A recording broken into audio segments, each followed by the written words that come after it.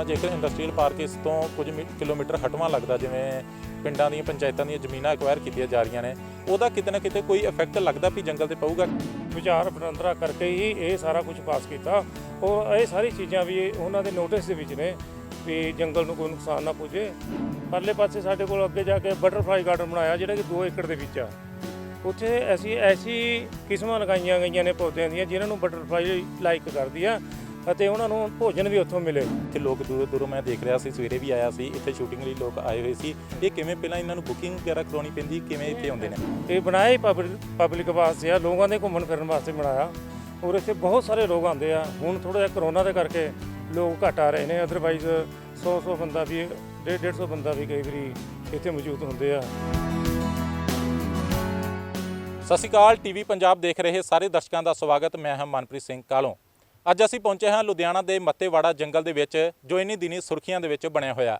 ਸੁਰਖੀਆਂ ਦੇ ਵਿੱਚ ਰਹਿਣ ਦਾ ਕਾਰਨ ਹੈ ਕਿ ਪਿਛਲੇ ਦਿਨੀ ਕੈਬਨਿਟ ਦੇ ਵਿੱਚ ਪੰਜਾਬ ਸਰਕਾਰ ਵੱਲੋਂ ਇਸ ਦੇ ਨਜ਼ਦੀਕ ਇੱਕ ਇੰਡਸਟਰੀਅਲ ਪਾਰਕ ਬਣਾਉਣ ਦਾ ਫੈਸਲਾ ਲਿਆ ਗਿਆ, ਜਿਸ ਤੋਂ ਬਾਅਦ ਇੱਕ ਆਵਾਜ਼ ਉੱਠੀ ਕਿ ਪੰਜਾਬ ਸਰਕਾਰ ਵੱਲੋਂ ਮੱਤੇਵਾੜਾ ਜੰਗਲ ਨੂੰ ਉਜਾੜਨ ਦੀ ਕੋਸ਼ਿਸ਼ ਕੀਤੀ ਜਾ ਰਹੀ ਹੈ।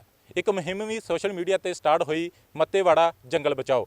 ਇਸ ਮੁਹਿੰਮ ਦੇ ਤਹਿਤ ਲਗਾਤਾਰ ਆਵਾਜ਼ ਉਠਾਈ ਜਾ ਰਹੀ ਹੈ ਕਿ ਇੰਡਸਟਰੀਅਲ ਪਾਰਕ ਇਸ ਜੰਗਲ ਦੇ ਨਜ਼ਦੀਕ ਨਾ ਬਣਾਇਆ ਜਾਵੇ ਤਾਂ ਕਿ ਇਸ ਜੰਗਲ ਨੂੰ ਉਜਾੜਨ ਤੋਂ ਰੋਕਿਆ ਜਾਵੇ। ਇਸ ਜੰਗਲ ਦੇ ਵਿੱਚ ਖਾਸ ਕੀ ਹੈ, ਕਿਹੜੇ ਜਾਨਵਰ ਇਸ ਜੰਗਲ ਦੇ ਵਿੱਚ ਰਹਿੰਦੇ ਨੇ, ਕਿਹੜੀਆਂ ਪ੍ਰਜਾਤੀਆਂ ਨੇ ਅਤੇ ਕਿਉਂ ਇਹ ਆਵਾਜ਼ ਉਠਾਈ ਜਾ ਰਹੀ ਹੈ। ਸਵਾਲ ਇਹ ਵੀ ਹੈ ਕਿ ਜੇਕਰ ਇੰਡਸਟਰੀਅਲ ਪਾਰਕ ਇਸ ਜੰਗਲ ਦੇ ਨਜ਼ਦੀਕ ਬਣਦਾ ਹੈ ਤਾਂ ਇਸ ਜੰਗਲ ਨੂੰ ਕੀ ਨੁਕਸਾਨ ਹੋਵੇਗਾ। ਤਮਾਮ ਸਵਾਲਾਂ ਤੇ ਅੱਜ ਇਸ ਪ੍ਰੋਗਰਾਮ ਦੇ ਵਿੱਚ ਗੱਲਬਾਤ ਕਰਾਂਗੇ ਅਤੇ ਤੁਹਾਨੂੰ ਇਸ ਜੰਗਲ ਦੀ ਸੈਰ ਕਰਵਾਵਾਂਗੇ।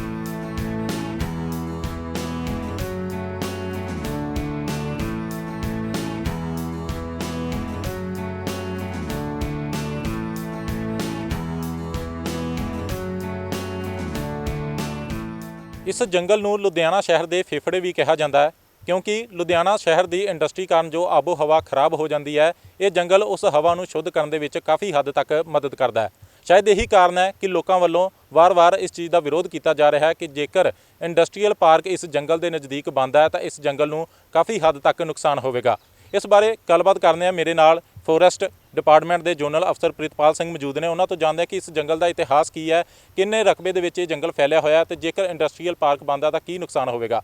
ਸਰ, ਸਭ ਤੋਂ ਪਹਿਲਾਂ ਇਹ ਦੱਸੋ ਵੀ ਜੇਕਰ ਇੰਡਸਟਰੀਅਲ ਪਾਰਕ ਇਸ ਜਗ੍ਹਾ ਤੇ ਬਣਦਾ ਹੈ, ਪਹਿਲਾਂ ਤਾਂ ਇਹ ਦੱਸੋ ਵੀ ਇਸ ਜੰਗਲ ਦਾ ਹਿੱਸਾ ਕੁਝ ਆ ਰਿਹਾ ਇੰਡਸਟਰੀਅਲ ਪਾਰਕ ਦੇ ਵਿੱਚ ਜਾਂ ਨਹੀਂ? ਨਹੀਂ, ਇੱਦਾਂ ਦੀ ਕੋਈ ਗੱਲ ਨਹੀਂ ਹੈਗੀ।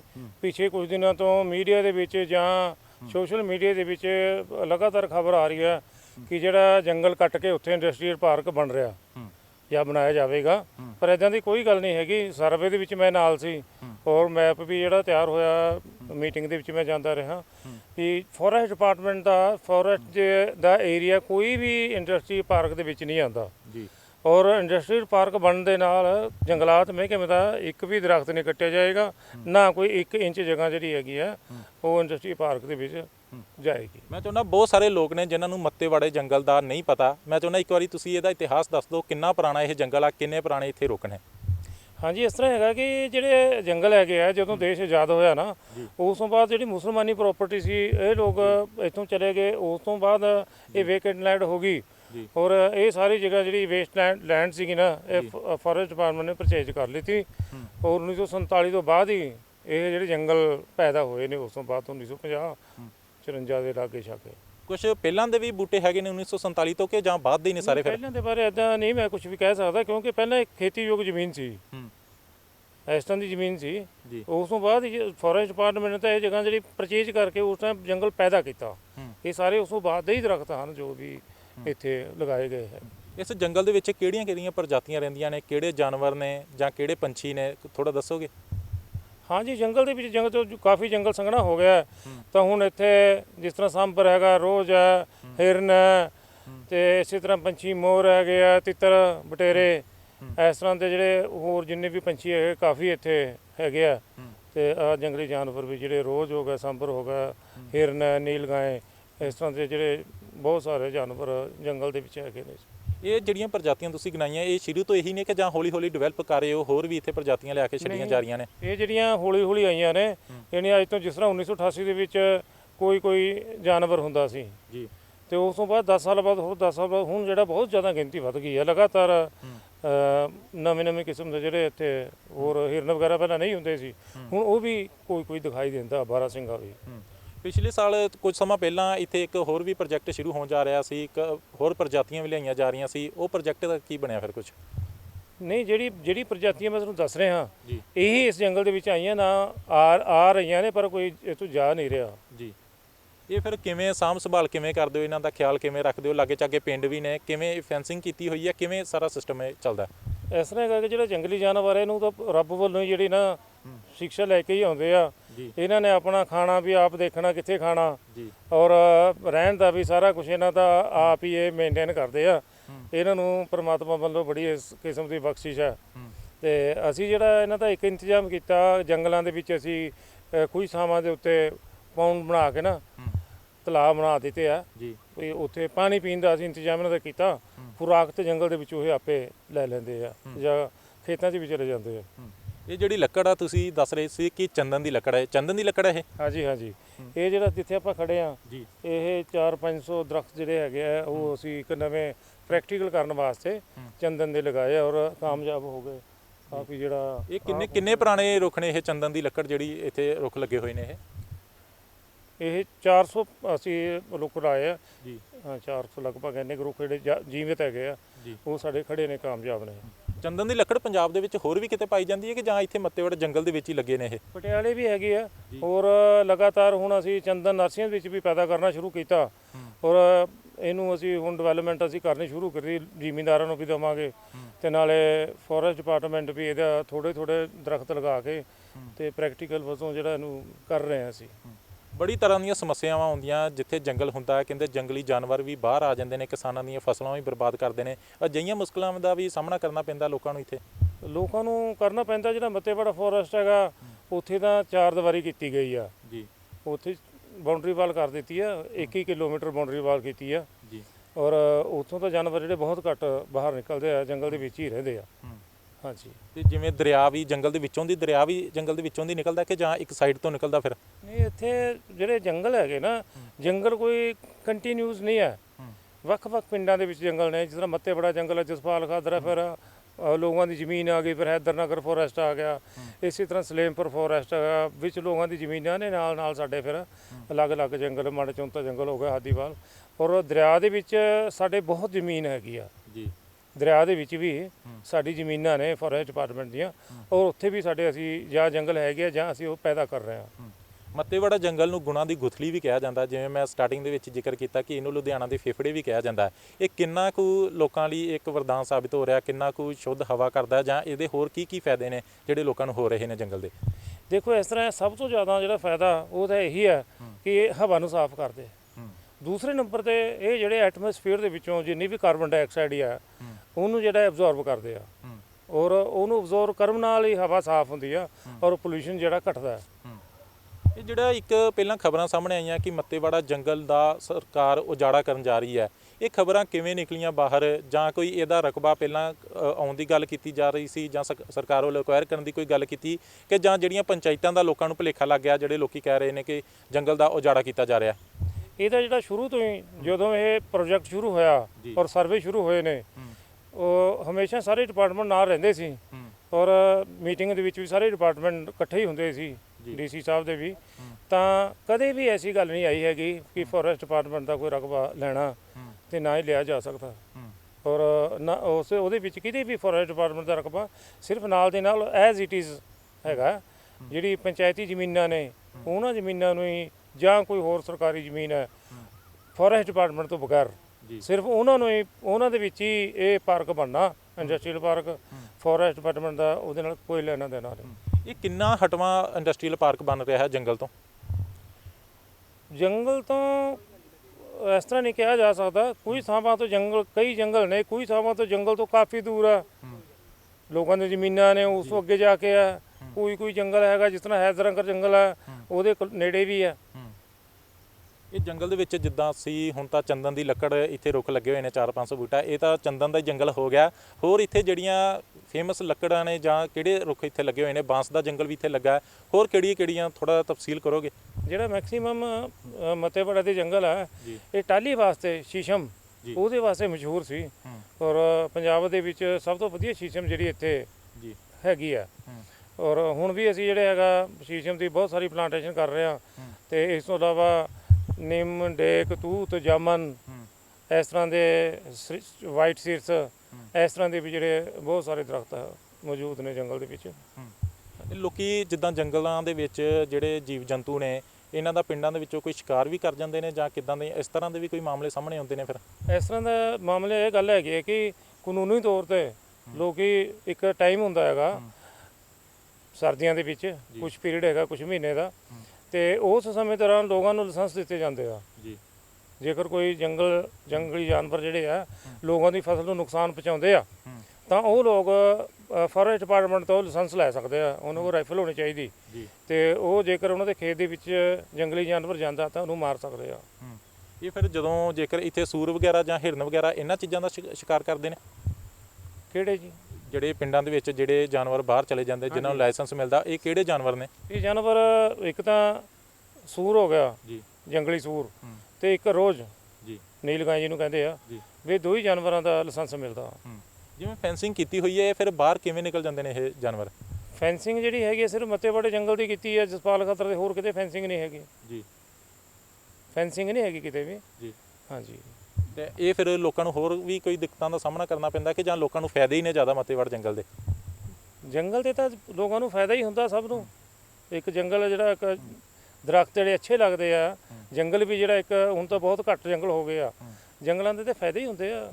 ਤੇ ਇਹਦੇ ਨਾਲ ਜੇ ਇੱਕ ਸਵਾਲ ਮੈਂ ਕਰਨਾ ਚਾਹੁੰਦਾ, ਜੇਕਰ ਇੰਡਸਟਰੀਅਲ ਪਾਰਕ ਇਸ ਤੋਂ ਕੁਝ ਕਿਲੋਮੀਟਰ ਹਟਵਾਂ ਲੱਗਦਾ, ਜਿਵੇਂ ਪਿੰਡਾਂ ਦੀਆਂ ਪੰਚਾਇਤਾਂ ਦੀਆਂ ਜ਼ਮੀਨਾਂ ਐਕਵਾਇਰ ਕੀਤੀਆਂ ਜਾ ਰਹੀਆਂ ਨੇ, ਉਹਦਾ ਕਿਤੇ ਨਾ ਕਿਤੇ ਕੋਈ ਇਫੈਕਟ ਲੱਗਦਾ ਵੀ ਜੰਗਲ ਤੇ ਪਊਗਾ ਕਿ ਜਾਂ ਕੋਈ ਅਸਰ ਨਹੀਂ ਇਹਦਾ ਜੰਗਲ ਤੇ ਹੈਗਾ? ਦੇਖੋ ਇਸ ਤਰ੍ਹਾਂ ਹੈਗੀ ਆ ਕਿ ਇਹ ਕੰਮ ਕਰਨ ਵਾਸਤੇ ਬੜੇ ਹਾਈ ਲੈਵਲ ਦੇ ਉੱਤੇ ਮੀਟਿੰਗਾਂ ਹੋਈਆਂ ਨੇ।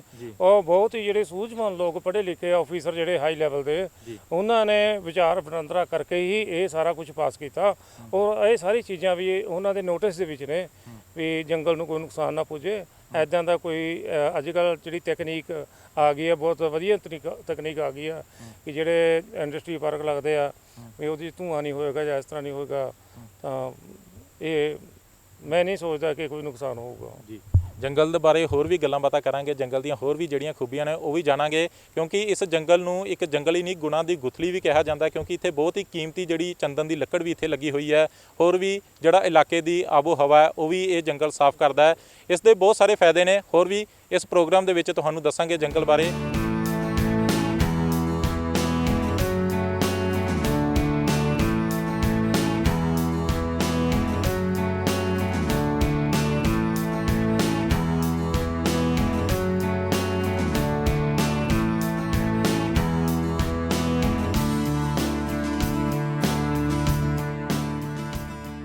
ਇਸ ਸਮੇਂ ਅਸੀਂ ਮੱਤੇਵਾੜਾ ਜੰਗਲ ਦੇ ਵਿੱਚ ਬਣੇ ਬੋਟੈਨੀਕਲ ਗਾਰਡਨ ਦੇ ਵਿੱਚ ਮੌਜੂਦ ਹਾਂ, ਜੋ ਇੱਕ ਬੇਹੱਦ ਖੂਬਸੂਰਤ ਗਾਰਡਨ ਬਣਿਆ ਹੋਇਆ ਹੈ। ਇਸ ਗਾਰਡਨ ਦੇ ਵਿੱਚ ਇੱਕ ਬਟਰਫਲਾਈ ਪਾਰਕ ਵੀ ਬਣੀ ਹੋਈ ਹੈ ਅਤੇ ਇੱਕ ਲੇਕ ਵੀ ਬਣੀ ਹੋਈ ਹੈ, ਜਿੱਥੇ ਲੋਕ ਦੂਰੋਂ ਦੂਰੋਂ ਸ਼ੂਟ ਕਰਨ ਲਈ ਵੀ ਪਹੁੰਚਦੇ ਨੇ।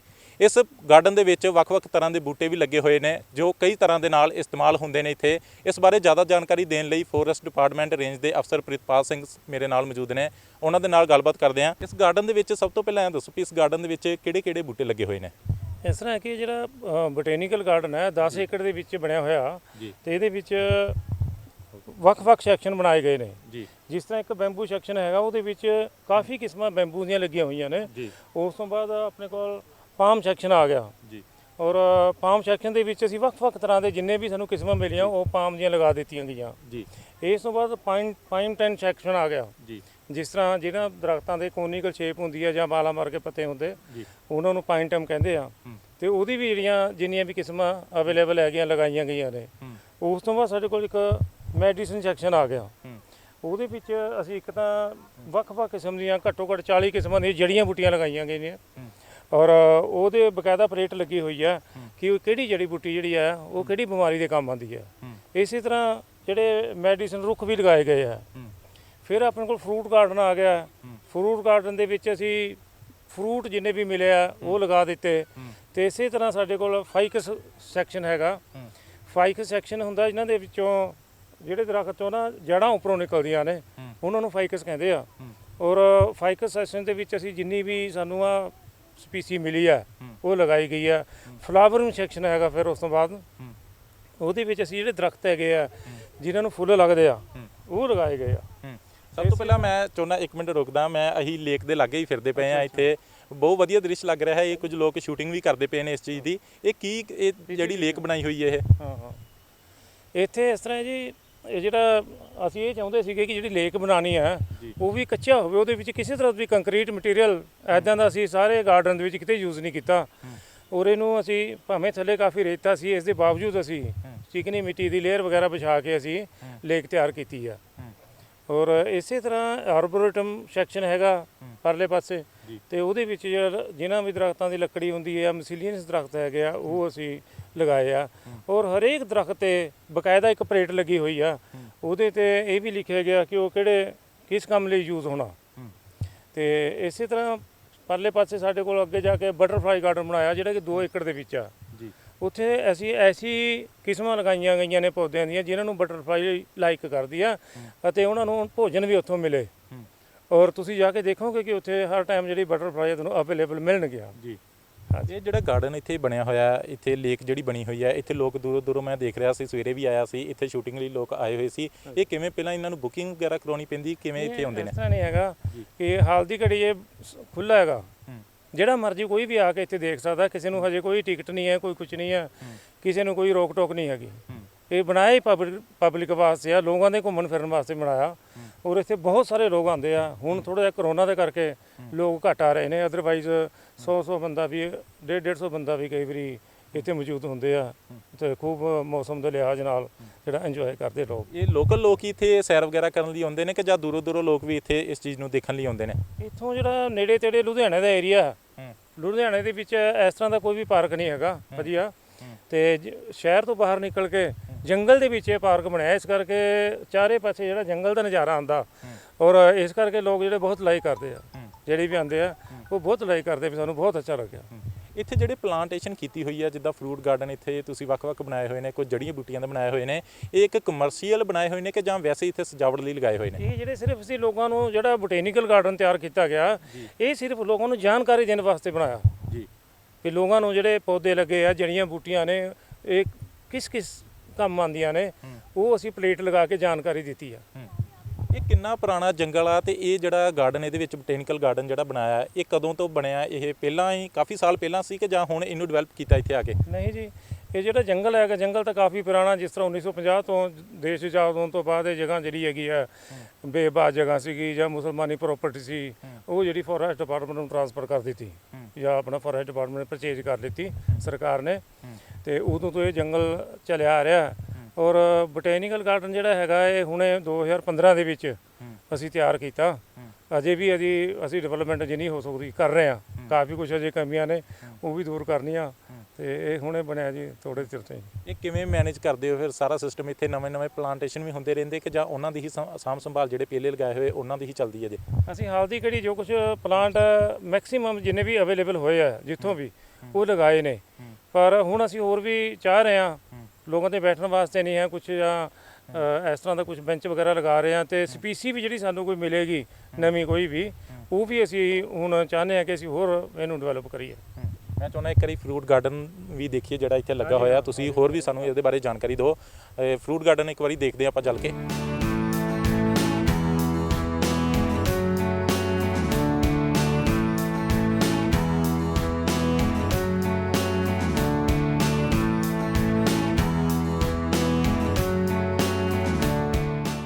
ਇਸ ਸਮੇਂ ਅਸੀਂ ਫਰੂਟ ਗਾਰਡਨ ਦੇ ਵਿੱਚ ਮੌਜੂਦ ਹਾਂ, ਜਿੱਥੇ ਤੁਸੀਂ ਪਿੱਛੇ ਦੇਖ ਸਕਦੇ ਹੋ ਅਮਰੂਦਾਂ ਦੇ ਬੂਟੇ ਵੀ ਲੱਗੇ ਹੋਏ ਨੇ। ਹੋਰ ਇੱਥੇ ਕਿਹੜੇ-ਕਿਹੜੇ ਫਲਦਾਰ ਬੂਟੇ ਲੱਗੇ ਹੋਏ ਨੇ, ਇਸ ਬਾਰੇ ਵੀ ਜਾਣਕਾਰੀ ਲੈਂਦੇ ਹਾਂ।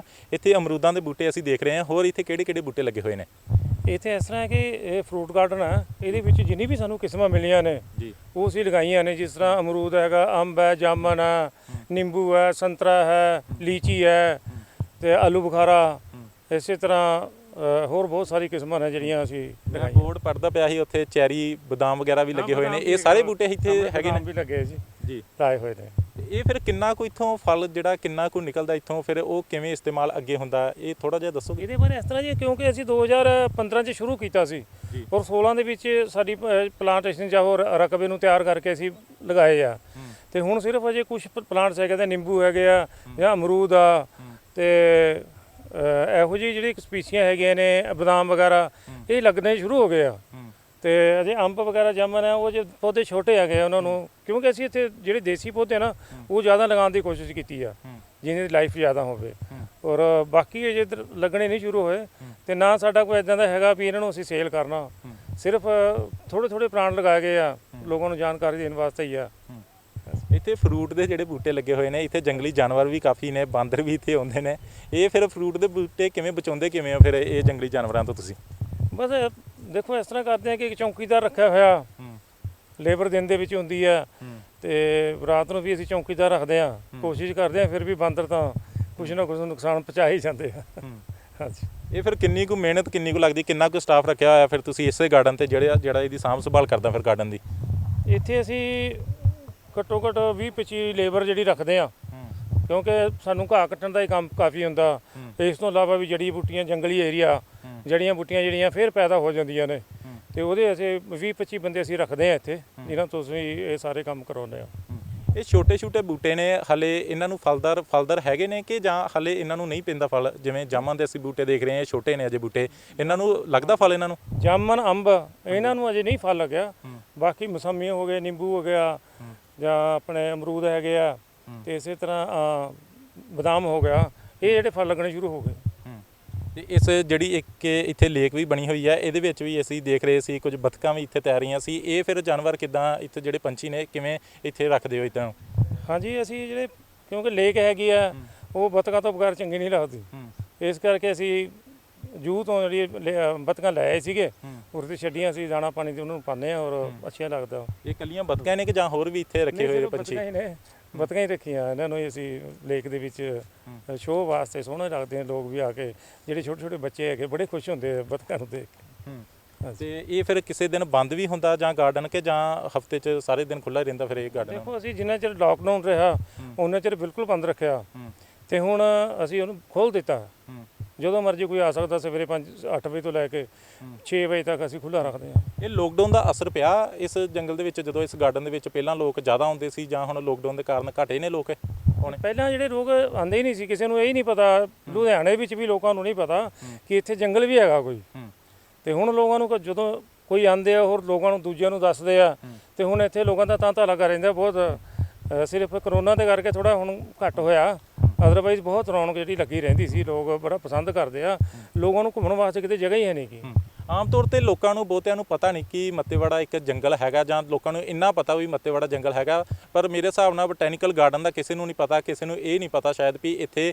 ਕਿੰਨੇ ਫਲਦਾਰ ਬੂਟੇ ਨੇ ਜਾਂ ਕਿੰਨੇ ਜੜੀਆਂ ਵਾਲੇ ਬੂਟੇ ਲਗਾਏ ਹੋਏ ਨੇ ਕਿੰਨੇ ਫਾਇਦੇਮੰਦ ਨੇ ਇੱਥੇ ਇਹ ਲੋਕਾਂ ਤੱਕ ਕਿਉਂ ਨਹੀਂ ਪਹੁੰਚ ਰਹੀ ਇਹ ਚੀਜ਼ ਇਹ ਅਸੀਂ ਅਖਬਾਰ ਦੇ ਵਿੱਚ ਨਾ ਥੋੜਾ ਚਿਰ ਬਾਅਦ ਜ਼ਰੂਰ ਅਸੀਂ ਇੱਥੋਂ ਦੀ ਖਬਰ ਛਾਪਦੇ ਆ ਦਿੰਦੇ ਆ ਅਸੀਂ ਵੀ ਇੱਥੇ ਇੱਕ ਬੋਟੈਨੀਕਲ ਗਾਰਡਨ ਹੈ ਜਾਂ ਬਟਰਫਲਾਈ ਗੈਲਰੀ ਦੇ ਬਾਰੇ ਜਾਣਕਾਰੀ ਅਸੀਂ ਅਖਬਾਰ ਦੇ ਵਿੱਚ ਕੋਈ ਨਾ ਕੋਈ ਜ਼ਰੂਰ ਛਾਪਦੇ ਆ ਔਰ ਇਸ ਟਾਈਮ ਕਾਫੀ ਲੋਕਾਂ ਨੂੰ ਪਤਾ ਲੱਗ ਚੁੱਕਾ ਹੌਲੀ ਹੌਲੀ ਵੀ ਡਿਵੈਲਪ ਕਰ ਰਹੇ ਹੋ ਇਹਨੂੰ ਹੋਰ ਵੀ ਇਹਦਾ ਰਕਬਾ ਵਧਾ ਰਹੇ ਹੋ ਜਿਵੇਂ ਫੈਂਸਿੰਗ ਕੀਤੀ ਹੋਈ ਹੈ ਇਹ ਇੰਨੀ ਕੁ ਜਗ੍ਹਾ 'ਚ ਕਿ ਜਾਂ ਇਹਨੂੰ ਅੱਗੇ ਵੀ ਲੈ ਕੇ ਜਾ ਰਹੇ ਹੋ ਹੁਣ ਤੁਸੀਂ ਹੋਰ ਇਹਦੇ ਵਿੱਚ ਇਸ ਤਰ੍ਹਾਂ ਹੈ ਕਿ ਦੇਖੋ ਜਿਹੜੇ ਜਾਣਕਾਰੀ ਦੇਣੀ ਹੈਗੀ ਆ ਜਾਣਕਾਰੀ ਵਾਸਤੇ ਹਰੇਕ ਪਲਾਂਟ ਸਪੀਸੀ ਦੇ 2-2 4-4 ਹੀ ਰੁੱਖ ਕਾਫੀ ਹੁੰਦੇ ਆ ਇਸ ਤੋਂ ਬਗੈਰ ਜਿਹੜਾ ਹੈਗਾ ਸਾਰਾ ਜੰਗਲ ਘੁੰਮਣ ਵਾਸਤੇ ਆ ਇਹ ਵੀ ਇੱਕ ਜਿਹੜੇ ਸ਼ਹਿਰ ਦੇ ਲੋਕ ਆ ਬਾਹਰੋਂ ਆਉਂਦੇ ਆ ਉਹਨਾਂ ਵਾਸਤੇ ਜਿਹੜਾ ਬੋਟੈਨੀਕਲ ਗਾਰਡਨ ਤੇ ਬਟਰਫਲਾਈ ਗਾਰਡਨ ਦੇਖ ਕੇ ਇਸ ਤੋਂ ਇਲਾਵਾ ਉਹ ਸਾਰੇ ਜੰਗਲ ਦੇ ਵਿੱਚ ਵੀ ਜਿੱਥੇ ਮਰਜ਼ੀ ਘੁੰਮ ਸਕਦੇ ਆ ਔਰ ਲੋਕਾਂ ਨੂੰ ਜੰਗਲ 'ਚ ਘੁੰਮਣ ਦਾ ਬੜਾ ਮਜ਼ਾ ਆਉਂਦਾ ਔਰ ਜੰਗਲ ਦੇ ਵਿੱਚ ਕਈ ਕਿਸਮ ਦੇ ਜਾਨਵਰ ਵੀ ਹੈਗੇ ਆ ਜਿਨ੍ਹਾਂ ਨੂੰ ਲੋਕ ਆ ਕੇ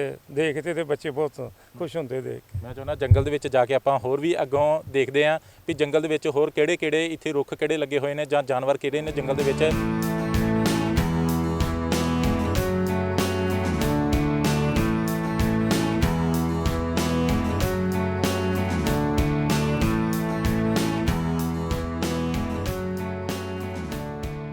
ਹੁਣ ਅਸੀਂ ਮੱਤੇਵਾੜਾ ਜੰਗਲ ਦੀ ਨਰਸਰੀ ਦੇ ਵਿੱਚ ਮੌਜੂਦ ਹਾਂ ਜਿੱਥੇ ਵੱਖ-ਵੱਖ ਤਰ੍ਹਾਂ ਦੇ ਬੂਟੇ ਲੱਗੇ ਹੋਏ ਨੇ ਅਤੇ ਆਈ ਹਰਿਆਲੀ ਐਪ ਦੇ ਰਾਹੀਂ ਇੱਥੋਂ ਲੋਕਾਂ ਨੂੰ ਬੂਟੇ ਦਿੱਤੇ ਜਾਂਦੇ ਨੇ ਤਾਂ ਕਿ ਪੰਜਾਬ ਦੇ ਵਿੱਚ ਵੱਧ ਤੋਂ ਵੱਧ ਪਲਾਂਟੇਸ਼ਨ ਹੋ ਸਕੇ ਅਤੇ ਵਾਤਾਵਰਨ ਸੰਭਾਲਿਆ ਜਾ ਸਕੇ ਇੱਥੇ ਕਿਹੜੇ ਬੂਟੇ ਨੇ ਕਿਹੜੀਆਂ ਪ੍ਰਜਾਤੀਆਂ ਨੇ ਜਿਹੜੇ ਲੋਕਾਂ ਨੂੰ ਇੱਥੋਂ ਸਪਲਾਈ ਕੀਤੇ ਜਾਂਦੇ ਨੇ ਇਸ ਬਾਰੇ ਗੱਲਬਾਤ ਕਰਦੇ ਹਾਂ ਸਰ ਕਿਹੜੇ ਇੱਥੇ ਨਰਸਰੀ ਦੇ ਵਿੱਚ ਬੂਟੇ ਲਗਾਏ ਹੋਏ ਨੇ ਜਿਹੜੇ ਤੁਸੀਂ ਲੋਕਾਂ ਨੂੰ ਅੱਗੋਂ ਮੁਫਤ ਦੇ ਵਿੱਚ ਦਿੰਦੇ ਹੋ ਇਸ ਤਰ੍ਹਾਂ ਕਿ ਨਰਸਰੀ ਦੇ ਵਿੱਚ ਅਸੀਂ ਬਹੁਤ ਸਾਰੀਆਂ ਕਿਸਮਾਂ ਕਰਦੇ ਹਾਂ, ਜਿਸ ਤਰ੍ਹਾਂ ਜਾਮਨ ਹੈ, ਅਮਰੂਦ ਹੈ, ਅਰਜਨ ਹੈ, ਸ਼ੀਸ਼ਮ ਹੈ, ਸੁਹੰਜਣਾ ਹੈ, ਤੇ ਇਸੇ ਤਰ੍ਹਾਂ ਬਰਮਾਡੇਕ ਹੈ। ਇਸ ਤਰ੍ਹਾਂ ਦੇ ਬਹੁਤ ਸਾਰੀ ਸਪੀਸੀਆਂ ਅਸੀਂ ਤਿਆਰ ਕਰਦੇ ਹਾਂ।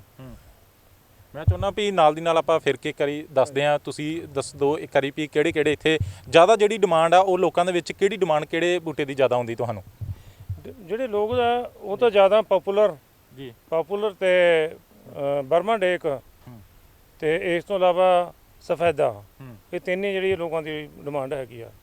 ਸਫੇਦਾ ਕਿੰਨਾ ਕੁ ਸਹਾਇਕ ਮੰਨਦੇ ਹੋ? ਕਹਿੰਦੇ ਵੀ ਇਹ ਪਾਣੀ ਵੀ ਕਾਫੀ ਚੂਸਦਾ ਹੈ, ਇਸ ਦੀ ਪਾਣੀ ਦੀ ਵੀ ਕਾਫੀ ਕਿੱਲਤ ਹੁੰਦੀ ਹੈ, ਇਹ ਕਿਸ ਤਰ੍ਹਾਂ ਮੰਨਦੇ ਹੋ ਵੀ ਠੀਕ ਹੈ ਇਹ? ਨਹੀਂ, ਇਸ ਤਰ੍ਹਾਂ ਦੀ ਕੋਈ ਗੱਲ ਨਹੀਂ ਹੈ। ਹੁਣ ਜਿਹੜਾ ਅਸੀਂ ਜਿਹੜਾ ਸਫੈਦਾ ਹੈਗਾ ਉਹਦੇ ਕਲੋਨ ਦਿੰਦੇ ਆ ਜੀ। ਇੱਕ ਹਾਈਟੈਕ ਨਰਸਰੀ ਸਾਡੀ ਲੱਗੀ ਬਣੀ ਹੋਈ ਆ ਕਾਦੀਆਂ, ਉੱਥੇ ਅਸੀਂ ਕਲੋਨ ਤਿਆਰ ਕਰਦੇ ਹਾਂ। ਕਲੋਨ ਉਹ ਜਿਹੜਾ ਜ਼ਿਮੀਂਦਾਰਾਂ ਨੂੰ ਅਸੀਂ ਸਿਰਫ ਕਲੋਨ ਹੀ ਦਿੰਦੇ ਆ ਜੀ।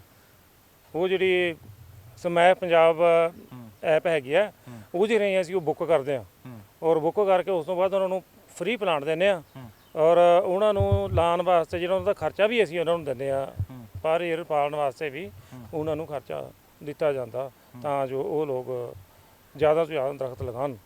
ਔਰ ਇਹਦਾ ਬਹੁਤ ਫਰਕ ਵੀ ਪਿਆ। ਲੋਕ ਜਿਹੜੇ ਸਾਡੇ ਕੋਲ ਬਹੁਤ ਆਉਂਦੇ ਆ, ਕਲੋਨ ਸਫੈਦਾ ਅਸੀਂ ਉਹਨਾਂ ਨੂੰ ਸਪਲਾਈ ਕਰਦੇ ਹਾਂ। ਇਹ ਕਿੰਨੇ ਰਕਬੇ ਦੇ ਵਿੱਚ ਨਰਸਰੀ ਜਿਹੜੀ ਇੱਕ ਅਸੀਂ ਦੂਜੀ ਸਾਈਡ ਤੇ ਵੀ ਦੇਖ ਰਹੇ ਸੀ, ਉੱਧਰ ਵੀ ਨਰਸਰੀ ਇੱਕ ਬਣੀ ਹੋਈ ਹੈ, 2 ਨਰਸਰੀਆਂ ਬਣੀਆਂ ਹੋਈਆਂ ਨੇ, ਤੇ ਕਿੰਨੇ ਏਕੜ ਦੇ ਵਿੱਚ ਇਹ ਬਣਾਈ ਹੋਈ ਹੈ? ਇਹ ਵੀ ਜਿਹੜੀ ਹੈਗੀ 2 ਹੈਕਟਰ ਦੇ ਵਿੱਚ ਆ ਜੀ। ਹਾਂਜੀ, ਜੇਕਰ ਸਾਨੂੰ ਜਗ੍ਹਾ ਦੀ ਜ਼ਿਆਦਾ ਜ਼ਰੂਰਤ ਹੁੰਦੀ ਸੀ ਵਧਾ ਵੀ ਲੈਂਦੇ ਆ ਜੀ। ਹਾਲ ਦੀ ਘੜੀ ਸਾਡੀ 2 ਹੈਕਟਰ ਦੇ ਵਿੱਚ ਬਣਾਈ ਹੋਈ ਆ। ਹਾਂਜੀ। ਤੇ ਇੱਥੇ ਫਿਰ ਹੋਰ ਕਿਹੜੇ ਕਿਹੜੇ ਉਧਰਲੀ ਸਾਈਡ ਤੇ ਦੂਜੇ ਪ੍ਰਜਾਤੀਆਂ ਨੇ ਕਿ ਜਾਂ ਇਹ ਸੇਮ ਹੀ ਬੂਟੇ ਲੱਗੇ ਹੋਏ ਨੇ ਉੱਧਰ ਵੀ? ਸਾਡੇ 2 ਬਲਾਕ ਹੈਗੇ ਨੇ, ਜਿਸ ਤਰ੍ਹਾਂ ਇੱਕ ਮੱਤੇਵਾੜਾ ਬਲਾਕ ਹੈ, ਸਲੇਮਪੁਰ ਬਲਾਕ ਹੈ। ਅਸੀਂ ਇਸੇ ਕਰਕੇ ਦੋਨਾਂ ਥਾਂ ਤੇ ਨਰਸਰੀਆਂ ਤਿਆਰ ਕੀਤੀਆਂ ਹੋਈਆਂ ਨੇ ਵੀ ਜੰਗਲ ਦੇ ਵਿੱਚ ਅਸੀਂ ਪਲਾਂਟੇਸ਼ਨ ਕਰਨੀ ਹੁੰਦੀ ਆ, ਔਰ ਸਾਨੂੰ ਜ਼ਿਆਦਾ ਦੂਰ ਪੌਦੇ ਨਾ ਲੈ ਕੇ ਜਾਣੇ ਪੈਣ। ਜਿੱਦਾਂ ਇੱਥੇ ਅਸੀਂ ਲੇਬਰ ਦੇਖ ਰਹੇ ਹਾਂ ਵੀ ਲੇਬਰ ਕੰਮ ਕਰ ਰਹੀ ਹੈ, ਇਹ ਫੋਰੈਸਟ ਡਿਪਾਰਟਮੈਂਟ ਦੀ ਕਿ ਜਾਂ ਅੱਗੋਂ ਤੁਸੀਂ ਹਾਇਰ ਕਰਦੇ ਹੋ ਫਿਰ ਇਹਨਾਂ ਨੂੰ? ਇਹ ਜਿਹੜੀ ਲੇਬਰ ਹੈ ਡੇਲੀ ਬੇਸ ਲੇਬਰ ਹੈ ਜੀ। ਹਾਂਜੀ, ਇਹ ਜਿਹੜੀ ਕੋਈ ਇੱਦਾਂ ਦੀ ਪੱਕੀ ਲੇਬਰ ਨਹੀਂ ਹੈ। ਜਦੋਂ ਜ਼ਿਆਦਾ ਕੰਮ ਹੁੰਦਾ ਤਾਂ ਜ਼ਿਆਦਾ ਲੇਬਰ ਲਾ ਲੈਂਦੇ ਆ, ਜਦੋਂ ਕੰਮ ਘੱਟ ਹੁੰਦਾ ਤਾਂ ਫਿਰ ਅਸੀਂ ਘੱਟ ਲੇਬਰ ਰੱਖਦੇ ਹਾਂ। ਪੰਜਾਬ ਦੇ ਵਿੱਚ ਜੰਗਲਾਂ ਦੀ ਕਹਿੰਦੇ ਕਟਾਈ ਵੀ ਹੁੰਦੀ ਜਾ ਰਹੀ ਹੈ, ਇਹ ਲੋਕ ਜਿਹੜੇ ਰੁੱਖ ਅੱਗੋਂ ਲਾਉਣੇ ਵੀ ਘਟ ਗਏ ਨੇ ਅਤੇ ਵਾਤਾਵਰਨ ਵੀ ਦੂਸ਼ਿਤ ਹੁੰਦਾ ਜਾ ਰਿਹਾ। ਕਿਵੇਂ ਦੇਖਦੇ ਹੋ ਤੁਸੀਂ ਤਾਂ ਕਾਫੀ ਇਹੀ ਦੇਖ ਰਹੇ ਸੀ, ਨਵੀਂ ਪਲਾਂਟੇਸ਼ਨ ਵੀ ਕੀਤੀ ਹੋਈ, ਜੰਗਲ 'ਚ ਵੀ ਵਾਧਾ ਕੀਤਾ, ਕਿਵੇਂ ਲੋਕਾਂ ਨੂੰ ਕੀ ਮੈਸੇਜ ਦੇਣਾ ਚਾਹੋਗੇ? ਜਿਹੜਾ ਫੋਰੈਸਟ ਡਿਪਾਰਟਮੈਂਟ ਆ ਇਹ ਵੀ ਬਹੁਤ ਜ਼ਿਆਦਾ ਜਿਹੜੀ ਅਸੀਂ ਪਲਾਂਟੇਸ਼ਨ ਕਰਦੇ ਹਾਂ। ਜਿਸ ਤਰ੍ਹਾਂ ਅਸੀਂ ਹੁਣ ਮੱਤੇਵਾੜਾ ਰੇਂਜ ਦੇ ਵਿੱਚ 90,000 ਪੌਦੇ ਲਗਾਉਣ ਜਾ ਰਹੇ ਹਾਂ ਜੀ। ਔਰ ਇਸੇ ਤਰ੍ਹਾਂ ਫੋਰੈਸਟ ਡਿਪਾਰਟਮੈਂਟ ਵੱਲੋਂ ਜਿਹੜੀਆਂ ਵੀ ਕੋਈ ਜ਼ਮੀਨਾਂ ਨਜਾਇਜ਼ ਕਬਜ਼ਿਆਂ ਹੇਠ ਨੇ, ਉਹ ਅਸੀਂ ਲਗਾਤਾਰ ਉਹਨਾਂ ਨੂੰ ਛੁਡਵਾ ਕੇ ਲਗਾਤਾਰ ਅਸੀਂ ਉਹਨਾਂ ਤੇ ਪਲਾਂਟੇਸ਼ਨ ਕਰ ਰਹੇ ਹਾਂ। ਔਰ ਹੁਣ ਸਾਡਾ ਦਰਿਆਈ ਏਰੀਏ ਦੇ ਵਿੱਚ ਕਾਫੀ ਜ਼ਮੀਨਾਂ ਸੀ, ਕੋਈ ਤਕਰੀਬਨ 342 ਏਕੜ ਜ਼ਮੀਨ ਪਿਛਲੇ 2 ਸਾਲਾਂ ਦੇ ਵਿੱਚ ਅਸੀਂ ਛੁਡਵਾਈ ਆ, ਔਰ ਉਹਦੇ ਤੇ ਅਸੀਂ ਪਲਾਂਟੇਸ਼ਨ ਕੀਤੀ ਹੈ, ਵਧੀਆ ਕਾਮਯਾਬ ਹੈ। ਔਰ ਇਹਦੇ ਨਾਲ ਲੁਧਿਆਣਾ ਏਰੀਆ ਜਿਹੜਾ ਹੈਗਾ, ਇਹਦੇ ਵਿੱਚ ਪਲਾਂਟੇਸ਼ਨ ਰਕਬਾ ਜਿਹੜਾ ਜੰਗਲੀ ਰਕਬਾ ਜਿਹੜਾ ਉਹ ਕਾਫੀ ਵਧਿਆ। ਇਹਦੇ ਬਾਰੇ ਇੱਕ ਰਿਪੋਰਟ ਵੀ ਆਈ ਹੈ ਕਿ ਲੁਧਿਆਣਾ ਦੇ ਵਿੱਚ ਜੰਗਲੀ ਰਕਬਾ ਵਧਿਆ ਹੈ। ਉੱਥੇ ਫਿਰ ਜਿਹੜਾ ਜੰਗਲੀ ਰਕਬਾ ਵਧਿਆ, ਉੱਥੇ ਫਿਰ ਕਿਹੜੇ ਬੂਟੇ ਤੁਸੀਂ ਲਗਾਏ ਹੋਏ ਨੇ ਉੱਥੇ? ਹੁਣ ਬੂਟੇ ਸਾਡਾ ਜ਼ੋਰ ਸ਼ੀਸ਼ਮ ਤੇ ਆ ਜੀ, ਕਿਉਂਕਿ ਸ਼ੀਸ਼ਮ ਦੀ ਜੀ ਲੱਕੜ ਦੀ ਬਹੁਤ ਜ਼ਰੂਰਤ ਹੈਗੀ ਆ, ਔਰ ਇਹ ਪੰਜਾਬ ਦੇ ਵਿੱਚ ਘਟਦੀ ਜਾ ਰਹੀ ਆ। ਅਸੀਂ ਜ਼ਿਆਦਾ ਸ਼ੀਸ਼ਮ ਦੀ ਪਲਾਂਟੇਸ਼ਨ ਕਰਦੇ ਹਾਂ। ਬਾਕੀ ਇਸ ਤੋਂ ਇਲਾਵਾ ਇਹ ਦੇਖਣਾ ਹੁੰਦਾ ਕਿ ਮੌਕੇ ਦੇ ਉੱਤੇ ਕਿਸ ਤਰ੍ਹਾਂ ਦੀ ਮਿੱਟੀ ਹੈ ਜਾਂ ਕਿਸ ਤਰ੍ਹਾਂ ਦਾ ਹੈਗਾ, ਕੋਈ ਪਾਣੀ ਜ਼ਿਆਦਾ ਜਾਂ ਕੀ ਹੈ, ਉਸ ਢੰਗ ਨਾਲ, ਜਾਂ ਰੇਤਲੀ ਮਿੱਟੀ ਆ ਤਾਂ ਉਸ ਢੰਗ ਨਾਲ ਵੀ ਅਸੀਂ ਇਹ ਪਲਾਂਟਸ ਜਿਹੜੇ ਚੇਂਜ ਕਰਦੇ ਹਾਂ, ਜਿਹੜੇ ਉੱਤੇ ਪੈਦਾ ਹੋ ਸਕਦੇ ਉਹੀ ਲਾਉਂਦੇ ਆ। ਪਰ ਬਹੁਤਾ ਜ਼ੋਰ ਸਾਡਾ ਸ਼ੀਸ਼ਮ ਦੇ ਉੱਤੇ ਹੀ ਆ। ਇਹ ਕੁਦਰਤੀ ਪਲਾਂਟ ਤੇ ਜ਼ਿਆਦਾ ਨੇ ਵੀ ਜਿਹੜੇ ਆਟੋਮੈਟਿਕ ਕੁਦਰਤ ਦੇ ਨਾਲ ਹੀ ਖੁਦ ਹੀ ਪਲਦੇ ਫਲਦੇ ਰਹਿੰਦੇ ਨੇ ਇਹ, ਕਿ ਜਾਂ ਕੁਝ ਸਪੈਸ਼ਲ ਪਲਾਂਟ ਵੀ ਲਾਏ ਨੇ ਜਿਨ੍ਹਾਂ ਦੀ ਵੱਖਰੇ ਸਪੈਸ਼ਲ ਤੌਰ ਤੇ ਦੇਖਭਾਲ ਕੀਤੀ ਜਾਂਦੀ? ਫਿਰ ਇਸ ਤਰ੍ਹਾਂ ਨਹੀਂ ਹੈ ਕਿ ਜਿਹੜੇ ਵੀ ਪਲਾਂਟਸ ਹੈਗੇ ਆ, ਦੇਖੋ ਉਹਨਾਂ ਦਾ ਕੁਛ ਤਾਂ ਦੇਖਭਾਲ ਕਰਨੀ ਪੈਂਦੀ ਆ। ਜਦੋਂ ਪਲਾਂਟ ਛੋਟਾ ਹੈਗਾ ਤਾਂ ਉਹਨੂੰ ਪਾਣੀ ਵੀ ਦੇਣਾ, ਖਾਦ ਵੀ ਦੇਣੀ ਆ, ਇਹ ਸਾਰਾ ਕੁਝ ਕਰਨਾ। ਜਦੋਂ ਇਹ ਵੱਡੇ ਹੋ ਜਾਂਦੇ ਫਿਰ ਜੜ ਜਿਹੜੀ ਹੈ ਕਾਫੀ ਡੂੰਘੀ ਚਲੇ ਜਾਂਦੀ ਆ, ਜਿਸ ਨੂੰ ਪਾਣੀ ਆਪਣੇ ਆਪ ਹੀ ਮਿਲਦਾ ਰਹਿੰਦਾ, ਤੇ ਤਾਂ ਤੱਕ ਇਹਨਾਂ ਦਾ 5 ਸਾਲ ਤੱਕ ਦੇਖਭਾਲ ਕਰਨੀ ਪੈਂਦੀ ਹੈ। ਇਹ ਕਿੰਨੇ ਕੁ ਪਲਾਂਟ ਨੇ, ਕੁਝ ਹੈ ਤੁਹਾਡੇ ਕੋਲ ਅੰਦਾਜ਼ਾ ਵੀ ਪੂਰੇ ਜੰਗਲ ਦੇ ਵਿੱਚ ਕਿੰਨਾ ਕੁ ਰੁੱਖ ਲੱਗਾ ਹੋਏਗਾ? ਇਸ ਤਰ੍ਹਾਂ ਦਾ ਨਹੀਂ ਹੈਗਾ। ਜਿਹੜੇ ਰੁੱਖ ਹੈਗੇ ਆ ਇਹ ਹਰ ਸਾਲ ਲਗਾਤਾਰ ਲੱਗਦੇ ਰਹਿੰਦੇ ਆ ਜਦੋਂ ਦਾ ਜੰਗਲ ਬਣਿਆ, ਔਰ ਕਟਾਈ ਵੀ ਹੁੰਦੀ ਰਹਿੰਦੀ ਹੈ। ਜਿਹੜੇ ਦਰਖਤ ਸੁੱਕ ਜਾਂਦੇ ਆ ਉਹਨਾਂ ਨੂੰ ਕੱਟ ਲੈਂਦੇ ਆ, ਤੇ ਇਹ ਪ੍ਰੋਸੈਸ ਲਗਾਤਾਰ ਚੱਲਦਾ ਰਹਿੰਦਾ। ਜਿਸ ਤਰ੍ਹਾਂ ਹੁਣ ਅਸੀਂ ਹੁਣ ਦੱਸ ਸਕਦਾ ਕਿ ਅਸੀਂ ਹੁਣ 1 ਮਹੀਨੇ ਦੇ ਵਿੱਚ ਅਸੀਂ 90,000 ਪਲਾਂਟ ਜਿਹੜੇ ਪਲਾਂਟ ਕਰਨੇ ਆ। ਇਹਦਾ ਕਿੰਨਾ ਕੁ ਫਰਕ ਫਿਰ ਪੈਂਦਾ, ਜਿਹੜੀ ਇੱਧਰ ਦੀ 에ਅਰ ਇੰਡੈਕਸ ਕੁਆਲਿਟੀ ਆ ਉਹਦਾ ਵੀ ਫਰਕ ਪੈਂਦਾ ਫਿਰ ਜੰਗਲ ਦੇ ਨਾਲ? ਕਿੰਨੇ ਕੁ ਏਰੀਏ ਦੇ ਵਿੱਚ ਹਵਾ ਜਿਹੜੀ ਸ਼ੁੱਧ ਕਰ ਦਿੰਦੇ ਇਹ? ਜਿਹੜੀ ਇਸ ਤਰ੍ਹਾਂ ਜਿਹੜੀ ਹਵਾ ਹੈਗੀ ਨਾ ਉਹ ਕਿਤੇ ਵੀ ਇੱਕ ਥਾਂ ਰੁਕੀ ਹੋਈ ਨਹੀਂ ਹੈ। ਹਵਾ ਤਾਂ ਇੱਕ ਦੇਸ਼ ਚੋਂ ਦੂਜੇ ਦੇਸ਼ ਚਲ ਜਾਂਦੀ ਹੈ, ਇੱਕ ਸ਼ਹਿਰ ਚੋਂ ਦੂਜੇ ਸ਼ਹਿਰ 'ਚ, ਇੱਕ ਸਟੇਟ ਤੋਂ ਦੂਜੇ ਸਟੇਟ ਚਲੀ ਜਾਂਦੀ ਹੈ। ਪਰ ਜਿਹੜੀ ਵੀ ਜੰਗਲ ਦੇ ਵਿੱਚੋਂ ਲੰਘੇਗੀ ਉਹ ਸਾਫ਼ ਹੋ ਕੇ ਕਿਤੇ ਨਾ ਕਿਤੇ ਤਾਂ ਜਾਂਦੀ ਆ। ਔਰ ਆਸ-ਪਾਸ ਦਾ ਵੀ ਜਿਹੜਾ ਬਹੁਤ ਫਰਕ ਪੈਂਦਾ, ਜਿਹੜਾ ਪੋਲਿਊਸ਼ਨ ਹੈਗਾ ਇਹਦੇ ਨਾਲ ਲਗਾਤਾਰ ਬਹੁਤ ਫਰਕ ਪੈਂਦਾ, ਅਸਰ ਹੁੰਦਾ। ਕਾਰਬਨ ਡਾਈਆਕਸਾਈਡ ਜਿਹੜੀ ਘਟਦੀ ਆ ਔਰ ਆਕਸੀਜਨ ਜਿਹੜੀ ਉਹ ਵੱਧਦੀ ਹੈ। ਕਾਫੀ ਵੱਡਾ ਰਕਬਾ ਵਾ। ਲੋਕ ਜੰਗਲ ਦੇ ਵਿੱਚ ਰਾਤ ਨੂੰ, ਫਿਰ ਤੁਸੀਂ ਇੱਥੇ ਰਾਤ ਨੂੰ ਵੀ ਡਿਊਟੀ ਦਿੰਦੇ ਹੋ, ਫਿਰ ਰਾਤ ਨੂੰ ਵੀ ਗੱਡੀ ਦੇ ਵਿੱਚ ਘੁੰਮ ਕੇ ਸਾਰਾ ਇਹਦੀ ਰਾਖੀ ਕਰਦੇ ਹੋ? ਹਾਂਜੀ, ਇਸ ਤਰ੍ਹਾਂ ਹੈਗਾ ਕਿ ਜਿਹੜਾ ਫੋਰੈਸਟ ਡਿਪਾਰਟਮੈਂਟ ਹੈ ਸਾਡੀ 24 ਘੰਟੇ ਡਿਊਟੀ ਆ ਔਰ ਪੂਰਾ ਅਸੀਂ ਨਿਗਰਾਨੀ ਰੱਖਦੇ ਹਾਂ, ਕਿਉਂਕਿ ਸਾਨੂੰ ਚੋਰੀ ਵੀ ਰੋਕਣੀ ਪੈਂਦੀ ਆ। ਹੋਰ ਵੀ ਆ, ਵੈਸੇ ਤਾਂ ਹੁਣ ਲੋਕ ਬਹੁਤ ਸਿਆਣੇ ਹੋ ਗਏ ਆ ਕਿ ਇੱਦਾਂ ਦਾ ਬਹੁਤ ਘੱਟ ਚਾਂਸ ਕੇਸ ਆਉਂਦੇ ਆ ਕੋਈ ਇੱਦਾਂ ਦੀ ਗੱਲ ਹੋਈ ਹੋਵੇ। ਪਰ ਫਿਰ ਵੀ ਲੋਕੀ ਲੱਕੜਾਂ ਵੀ ਕੱਟ ਕੇ ਰਾਤ ਨੂੰ ਲੈ ਜਾਂਦੇ, ਕਈ ਵਾਰੀ ਇੱਦਾਂ ਦੇ ਵੀ ਮਾਮਲੇ ਹੁੰਦੇ ਸਾਹਮਣੇ? ਇੱਦਾਂ ਦਾ ਕੋਈ ਜ਼ਰੂਰ ਕੋਈ ਨਾ ਕੋਈ ਮਾਮਲਾ ਆ ਜਾਂਦਾ। ਹਾਂ, ਪਰ ਸਾਨੂੰ ਪਤਾ ਵੀ ਲੱਗ ਜਾਂਦਾ ਔਰ ਅਸੀਂ ਉਹਦੇ ਖਿਲਾਫ ਕਾਰਵਾਈ ਵੀ ਸਾਡੇ ਕੋਲ ਹੈਗੀ ਆ। ਉਹਨੂੰ ਫਾਈਨ ਵਗੈਰਾ ਜੋ ਵੀ ਜੁਰਮਾਨਾ ਮੁਆਵਜ਼ਾ ਉਹ ਅਸੀਂ ਕਰਦੇ ਹਾਂ। ਤੇ ਜਿਹੜੀ ਗਸ਼ਤ ਹੈਗੀ ਆ ਉਹ ਹੁੰਦੀ ਆ ਰਾਤ ਨੂੰ। ਜੀ, ਇਹ ਸੀ ਮੱਤੇਵਾੜਾ ਜੰਗਲ ਤੇ ਇਹ ਨੇ ਜੰਗਲਾਤ ਡਿਪਾਰਟਮੈਂਟ ਦੇ ਜ਼ੋਨਲ ਅਫਸਰ ਨੇ ਪ੍ਰਿਤਪਾਲ ਸਿੰਘ, ਜਿਨ੍ਹਾਂ ਨੇ ਸਾਨੂੰ ਤਮਾਮ ਮੁੱਦਿਆਂ ਤੇ ਜਾਣਕਾਰੀ ਦਿੱਤੀ ਹੈ। ਇਹਨਾਂ ਦੱਸਿਆ ਵੀ ਕਿੰਨਾ ਰਕਬਾ ਇਸ ਜੰਗਲ ਦਾ, ਤੇ ਜੋ ਪੰਜਾਬ ਸਰਕਾਰ ਵੱਲੋਂ ਇੰਡਸਟਰੀਅਲ ਪਾਰਕ ਇੱਕ ਬਣਾਉਣ ਦੀ ਪੇਸ਼ਕਸ਼ ਕੀਤੀ ਗਈ ਆ, ਉਹ ਇਸ ਜੰਗਲ ਦਾ ਕੋਈ ਵੀ ਰਕਬਾ ਜਾਂ ਇਸ ਜੰਗਲ ਦਾ ਇੱਕ ਵੀ ਦਰਖਤ ਨਹੀਂ ਕੱਟਿਆ ਜਾਏਗਾ। ਇਹਨਾਂ ਵੱਲੋਂ ਜੋ ਜਾਣਕਾਰੀ ਦਿੱਤੀ ਗਈ ਹੈ, ਉਹ ਜਿਹੜਾ ਇੰਡਸਟਰੀਅਲ ਪਾਰਕ ਬਣਾਇਆ ਜਾ ਰਿਹਾ ਹੈ, ਉਹ ਇੱਥੇ ਕੁਝ ਲਾਗੇ ਪਿੰਡ ਨੇ, ਉਹਨਾਂ ਦੀ ਪੰਚਾਇਤੀ ਜ਼ਮੀਨ ਲੈ ਕੇ ਉੱਥੇ ਇੰਡਸਟਰੀਅਲ ਪਾਰਕ ਬਣਾਇਆ ਜਾ ਰਿਹਾ ਹੈ, ਜਿਸ ਦਾ ਮੱਤੇਵਾੜਾ ਜੰਗਲ ਦੇ ਨਾਲ ਕੋਈ ਲੈਣਾ ਦੇਣਾ ਨਹੀਂ ਹੈਗਾ। ਪਰ ਸੋਸ਼ਲ ਮੀਡੀਆ ਤੇ ਜੋ ਇੱਕ ਕੈਂਪੇਨ ਚੱਲ ਰਹੀ ਹੈ ਕਿ ਮੱਤੇਵਾੜਾ ਜੰਗਲ ਬਚਾਓ, ਉਹਦੇ ਵਿੱਚ ਉੱਥੇ ਜਿਹੜੀ ਕੈਂਪੇਨ ਚੱਲ ਰਹੀ ਹੈ, ਉਸ ਕੈਂਪੇਨ ਦੇ ਮੁਤਾਬਿਕ ਇਹੀ ਕਿਹਾ ਜਾ ਰਿਹਾ ਕਿ ਜੇਕਰ ਇੰਡਸਟਰੀਅਲ ਪਾਰਕ ਇੱਥੇ ਲੱਗਦਾ ਹੈ ਤਾਂ ਉਸ ਦਾ ਪ੍ਰਦੂਸ਼ਣ ਦੇ ਨਾਲ ਇਸ ਜੰਗਲ ਦੇ ਕਿਤੇ ਨਾ ਕਿਤੇ ਪ੍ਰਭਾਵ ਜ਼ਰੂਰ ਪਵੇਗਾ। ਪਰ ਇਹਨਾਂ ਵੱਲੋਂ ਹਾਲੇ ਕੋਈ ਵੀ ਇਸ ਤਰ੍ਹਾਂ ਦਾ ਨਹੀਂ ਦੱਸਿਆ ਗਿਆ ਕਿ ਇਸ ਦਾ ਕੀ ਨੁਕਸਾਨ ਹੋਵੇਗਾ। ਪਰ ਇਹ ਜੰਗਲ ਦੇ ਵਿੱਚ ਇੰਡਸਟਰੀਅਲ ਪਾਰਕ ਨਹੀਂ ਲੱਗਣ ਜਾ ਰਿਹਾ, ਇਸ ਗੱਲ ਦੀ ਇਹਨਾਂ ਨੇ ਸਾਫ਼ ਕੀਤਾ ਹੈ। ਅਤੇ ਹੋਰ ਵੀ ਇਹਨਾਂ ਤਮਾਮ ਮੁੱਦਿਆਂ ਤੇ ਜਾਣਕਾਰੀ ਦਿੱਤੀ ਹੈ ਕਿ ਕਿਹੜੇ ਇੱਥੇ ਜੀਵ ਜੰਤੂ ਪਾਏ ਜਾਂਦੇ ਨੇ, ਕਿਵੇਂ ਇਸ ਜੰਗਲ ਦੇ ਵਿੱਚ ਇੱਕ ਗਾਰਡਨ ਵੀ ਬਣਿਆ ਹੋਇਆ, ਉੱਥੇ ਬਟਰਫਲਾਈ ਪਾਰਕ ਵੀ ਬਣੀ ਹੋਈ ਹੈ। ਬਹੁਤ ਸਾਰਾ ਇੱਥੇ ਖੂਬਸੂਰਤੀ ਦਾ ਨਜ਼ਾਰਾ, ਕੁਦਰਤ ਇੱਥੇ ਬਹੁਤ ਮਿਹਰਬਾਨ ਹੈ ਇਸ ਜੰਗਲ ਦੇ ਉੱਪਰ, ਕਿਉਂਕਿ ਬਹੁਤ ਸਾਰੇ ਇੱਥੇ ਪੰਛੀ ਵੀ ਚਹਿਕਦੇ ਮਹਿਕਦੇ ਨੇ, ਲੋਕ ਵੀ ਦੂਰੋਂ ਇੱਥੇ ਸੈਰ ਕਰਨ ਲਈ ਪਹੁੰਚਦੇ ਨੇ। ਸੋ ਦੇਖਦੇ ਰਹੋ ਟੀਵੀ ਪੰਜਾਬ। ਕੈਮਰਾਮੈਨ ਰਵਿੰਦਰ ਕੁਮਾਰ ਦੇ ਨਾਲ ਮਨਪ੍ਰੀਤ ਸਿੰਘ ਕਾਲੋਂ, ਮੱਤੇਵਾੜਾ, ਟੀਵੀ ਪੰਜਾਬ। ਸਤਿ ਸ਼੍ਰੀ ਅਕਾਲ ਜੀ, ਮੈਂ ਨਿਰਮਲ ਮਾਨ ਊੜਾ ਟੈਕਸ ਸੈਟਲਮੈਂਟ ਤੋਂ। ਇਹ ਤੁਸੀਂ ਵੀਡੀਓ ਦੇਖ ਰਹੇ ਸੀ ਟੀਵੀ ਪੰਜਾਬ ਦੇ ਉੱਤੇ। ਇਹੋ ਜਿਹੇ ਹੋਰ ਜਾਣਕਾਰੀ ਭਰਪੂਰ ਵੀਡੀਓ ਦੇਖਣ ਵਾਸਤੇ ਟੀਵੀ ਪੰਜਾਬ ਦੇ ਚੈਨਲ ਨੂੰ ਸਬਸਕ੍ਰਾਈਬ ਕਰੋ ਤੇ ਨਾਲ ਹੇਠ ਦਿੱਤੇ ਹੋਏ ਬੈਲ ਆਈਕਨ ਦੇ ਬਟਨ ਦਬਾਓ। ਸਤਿ ਸ਼੍ਰੀ ਅਕਾਲ।